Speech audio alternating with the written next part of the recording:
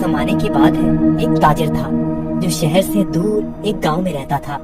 وہ تجارت کے لیے روزانہ شہر جاتا اور مختلف اشیاء کی خرید و فروخت کیا کرتا۔ تجارت کرنے کے لیے اس کے پاس ایک گدھا تھا۔ وہ گدھے پر سامان لاد کر روزانہ شہر جایا کرتا۔ تاجر اپنے گدھے کی بہت اچھے طریقے سے دیکھ بھال کرتا، اس کی خوراک کا بہت خیال رکھتا، اسے وقت پر چارہ ڈالتا اور پانی پلاتا، کیونکہ تاجر کو پتا تھا کہ اس کی تجارت کے لیے اس گدھے کی بہت ضرورت ہے۔ گدھا بہت صحت مند تھا۔ تاجر بہت سارا سامان ایک ساتھ گدھے پر لاد کر فروخت کے لیے شہر لے جاتا، لیکن اس کا گدھا بہت کام چور اور آلسی تھا۔ اس کو بھاگنا دوڑنا، کھانا پینا بہت پسند تھا۔ آج پھر شہر جانا پڑے گا۔ مجھے ہمیشہ چھٹیاں کیوں نہیں ہو جاتی؟ مجھے چھٹیاں بہت پسند ہیں۔ میرے مالک کو تو ہمیشہ کام کی ہی پڑی رہتی ہے، پر مجھے فارغ رہنا بہت پسند ہے۔ محنت کرنا تو بالکل بھی مجھے اچھا نہیں لگتا۔ تاجر اپنے گدھے پر سارا سامان لاد کر شہر لے جاتا اور تاجر کو شہر جانے کے لیے ایک ندی کو پار کرنا پڑتا تھا۔ شہر جا کر وہ سارا سامان بیچ دیتا۔ تاجر کو ہر روز بازار کی مانگ کے مطابق اشیاء کی تجارت کرنی پڑتی تھی، کبھی کپاس تو کبھی نمک، کبھی سبزیاں تو کبھی پھل۔ تاجر کو پتا لگا کہ بازار میں نمک کی مانگ بہت بڑھ گئی ہے۔ ٹھیک ہے، میں بہت جلد ہی نمک لے کر آ جاؤں گا۔ اس نے اپنے گدھے پر 4 بوریاں نمک کی لادی اور اس کو معلوم ہو گیا کہ 4 بوریوں کا وزن کافی زیادہ ہے۔ اوہو، میرا گدھا اتنا وزن نہیں اٹھا سکتا، اس کا وزن تھوڑا کم کرنا پڑے گا، یہی ٹھیک رہے گا۔ اس نے گدھے کی پیٹھ سے ایک بوری اتار دی، پھر بھی گدھا آگے جانے کے لیے تیار نہیں تھا۔ تاجر کو اپنے گدھے کا تو بہت خیال تھا، پر اس کو اپنے گدھے کا پتا تھا کہ وہ بہت کام چور اور آلسی ہے۔ اس نے ایک چھڑی گدھے کی پیٹھ پر ماری اور اسے بازار لے جانے کی کوشش کرنے لگا۔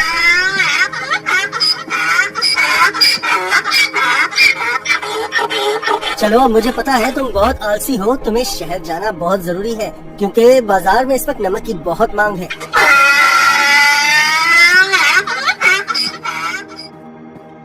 تاجر نے سارا نمک فروخت کر دیا۔ اوہو، سچ میں بازار میں نمک کی بہت مانگ ہے۔ تاجر نے پھر روز کی طرح شہر میں نمک فروخت کرنا شروع کر دیا۔ گدھے پر کبھی 3 تو کبھی 4 بوریاں لاد کر بازار جانا پڑتا تھا، جس کی وجہ سے گدھا ناخوش تھا، پر واپسی پر گدھا بالکل خالی آتا اور بہت خوش ہوتا۔ روز کی طرح تاجر نے پھر سے 4 بوری گدھے کی پیٹ پر لادی اور شہر کی طرف نکل پڑا۔ جب وہ ندی کے پاس پہنچا تو اسے پانی زیادہ نظر آیا۔ ہمیں بہت دھیان سے آہستہ آہستہ چلنا ہوگا تاکہ ہم پانی میں کہیں گر نہ جائیں۔ جیسے ہی انہوں نے آدھی ندی پار کی، اچانک گدھے کا پاؤں ایک بڑے پتھر سے لگا اور گدھا پھسل گیا اور پانی میں بیٹھ گیا۔ اوہو، تم نے یہ کیا کیا؟ بوریاں تو ابھی بھی میری پیٹ پر ہیں، لیکن مجھے اتنا وزن محسوس نہیں ہو رہا۔ یہ ایک جادوئی ندی ہے۔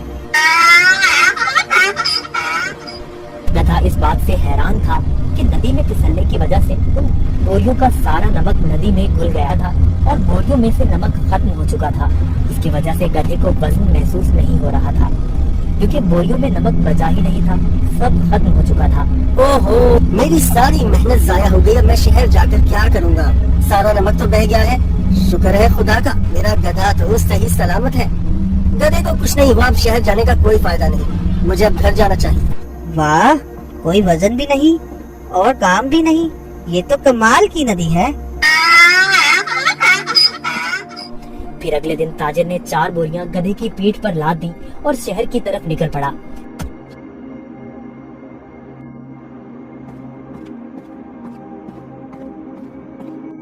آہا، کل کا دن کتنا اچھا تھا، کوئی کام بھی نہیں کرنا پڑا تھا۔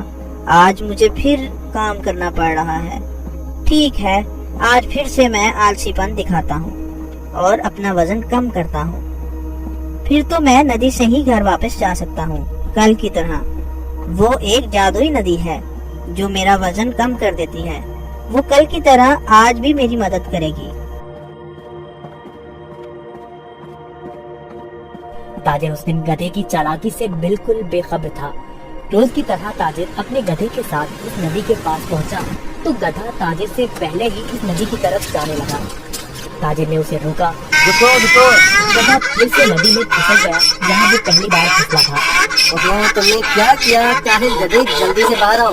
لیکن بہت دیر ہو چکی تھی، بوریوں کا سارا نمک ندی میں گھل گیا۔ गधे को अब कोई वजन महसूस नहीं हो रहा था।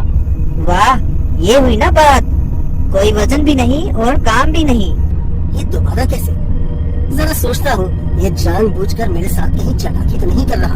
ओ काहिल गधे, मैंने तुम्हारा इतना ख्याल रखा और तुमने मेरे साथ क्या किया?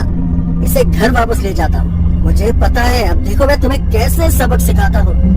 गधे ने सोचा, मैंने काम चोरी का ये अच्छा तरीका ढूंढा है, पर ताजिर का तो आज कुछ और ही जहन था। अगले रोज ताजिर ने गधे की पीठ पर 6 बोरियां रुई की लाद दी, लेकिन गधे को थोड़ा सा भी वजन महसूस न हुआ। ओहो, इतनी ज्यादा बोरियां, कोई मसला ही नहीं। शहर तक जाना किसने है, इस जादुई नदी तक तो जाना है बस। और वो शहर की तरफ जाने लगे। जब वो नदी के पास पहुँचे तो अचानक से गधा नदी पार करने लगा और उसी जगह पर फिसला जहाँ वो पहले फिसलता था। ताजिर बाहर खड़ा होकर ये सब मंजर देख रहा था। ओहो, ये मेरी पीठ पर इतना वजन कहाँ से आ गया?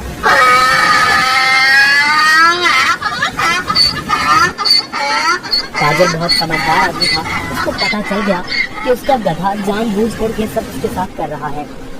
इसलिए ताजिर ने इस दफा बोरियों में नमक के बजाय रुई भर दी थी। जैसे ही गधा नदी में फिसला तो रुई ने पानी जब्त कर लिया और गधे की पीठ पर वजन ज्यादा हो गया।